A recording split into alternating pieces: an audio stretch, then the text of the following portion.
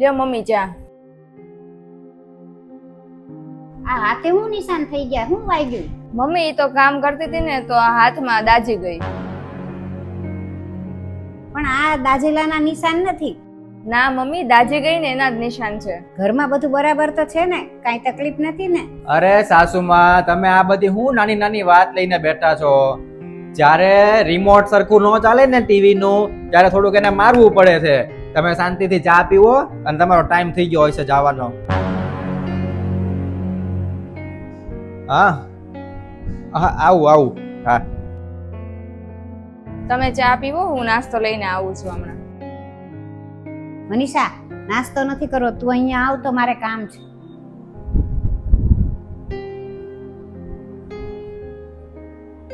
આ તને વાગ્યાનું હોય એવું લાગતું નથી મને કે તને વાગ્યું હોય. સાચું કે શું થયું? શું ફેર પડે વાગેલું હોય કે દાજેલાનું નિશાન હોય? મને એવું લાગે છે કે આ જમાઈએ તને માર્યું છે. સાચું બોલ. અરે મમ્મી, મૂકો ને ઈ બધી વાત. ક્યાંથી જવા દઉં?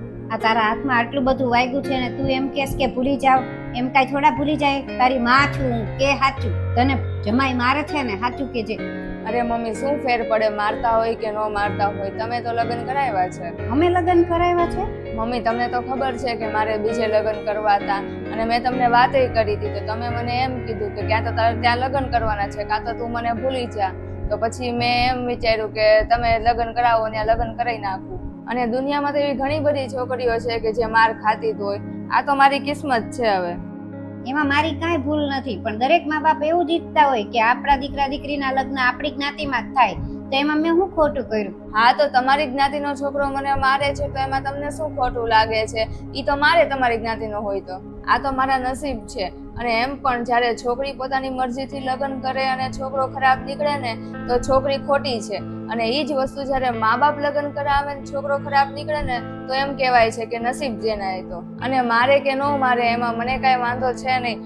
અને દરેક દીકરીના માટે તો મા બાપ તો ભગવાન જ હોય છે. એવી રીતના મારા માટે તમે ભગવાન જ છો. એટલે તમે જેમ કર્યું એમ જ મેં કર્યું છે. હવે હું સુખી હોઉં કે દુઃખી હોઉં, હવે આખી જિંદગી હું અહીંયા જ પસાર કરી લઈશ. મને ખબર નહોતી કે ભાવિને આવો નીકળશે. મને માફ કરી દે અને તું અત્યારે ને અત્યારે હાલ આપણે આપણા ઘરે વયા જઈએ. તું જ્યાં કહીશ ત્યાં તારા લગ્ન કરાવી દઈશ. તારે જ્યાં જવું હોય ને તું જાજે અને કાંઈ ન કરવું હોય ને તો મારી ભેગું રહેજે. પણ અહીંયા એક મિનિટે હવે નથી રહેવાનું. હાલો આપણે વયા જઈએ. અરે મમ્મી, હું ત્યાં આવી જઈશ તો આ ગામના લોકો આપણને શું કહેશે કે આ લગ્ન થઈ ગયેલી છોકરી એના પિયરમાં જઈને રહે છે. અને સૌથી પહેલા તો આપણે તો અહીંયા એવું જ માનવામાં આવે છે ને કે ગામના લોકો છે ઈ કાંઈ ચાર વાત ન કરવા જોઈએ એમ. છોકરું ભલે દુઃખી હોય કે સુખી હોય.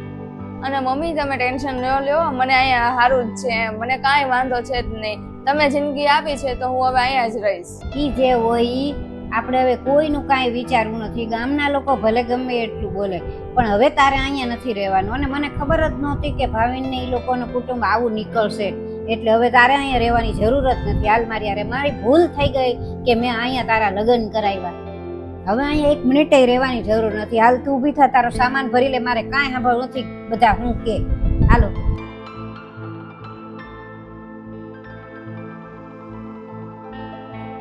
લે જાઓ છો તમે? આ થેલો હું લીધો છે? ઈ આવે છે મારી હારે મારા ઘરે. મારાથી બહુ મોટી ભૂલ થઈ ગઈ કે મેં તારી હારે આના લગ્ન કરાવ્યા. એવું છે ને સાસુમાં કે હવે તમે એનું કન્યાદાન કરી દીધું છે એટલે તમારો હક નથી એની ઉપર મારો હક છે. એ મારી વહુ છે અને એને હું જેમ રાખું એમ એને ગમે એ કરું.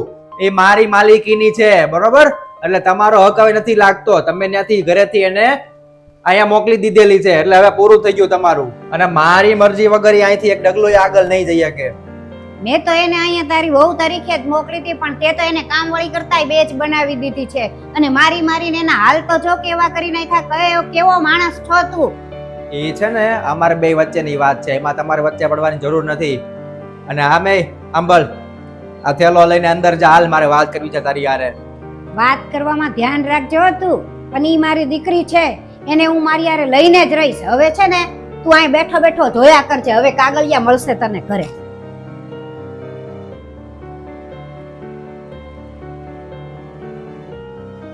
નમસ્તે મિત્રો, આ વિડીયો પરથી અમારે એટલું જ કહેવાનું છે કે ઘણીવાર એવું બનતું હોય છે કે દીકરીના લગ્ન કરાવવા માટે થઈને અલગ અલગ આપણે પાત્ર શોધતા હોઈએ છીએ, એટલે કે એના મા બાપ અલગ અલગ પાત્ર શોધતા હોય છે અને અલગ અલગ જગ્યાએ એમની જાણકારી પણ મેળવતા હોઈએ છીએ.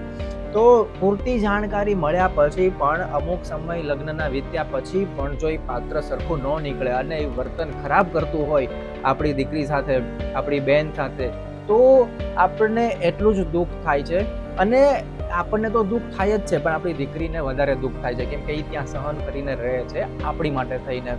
એટલા માટે એક વાત આ વિડીયો પરથી અમારે એટલી પણ કહેવી હતી કે જો એમણે કોઈ લગ્ન માટે વ્યક્તિ પસંદ કરેલું હોય, એમને કોઈ છોકરો પસંદ કરેલો હોય આપણી બેન, આપણી દીકરીએ, તો એમની મુલાકાત એકવાર લઈ લેવી જોઈએ, એમને એકવાર આપણે મળવું જોઈએ, એમની જાણકારી લેવી જોઈએ. હા, પછી જો યોગ્ય લાગે તો કરાવવા જોઈએ, ન યોગ્ય લાગે તો ના પણ કરાવવા જોઈએ, પણ એકવાર એમને મળીને વ્યવસ્થિત વાત કરીને જાણકારી લઈને, જેથી કરીને આપણી દીકરીને પણ ખ્યાલ આવે કે હા, મારા માતા પિતાએ, મારા ભાઈ બહેને એમની સાથે વાત કરી, બધું યોગ્ય લાગ્યું, પછી એ લગ્ન કરાવ્યા, અથવા બધું યોગ્ય ન લાગ્યું એનું એક કારણ પણ આપ્યું છે કે હા, આ વાત આમાં નહોતી એટલા માટે થઈને આપણે ના પાડી છે. પણ પહેલેથી તમે ના પાડી દો તો વધારે દુઃખી થશે જ્યારે આ બધું એને સહન કરવાનું આવશે.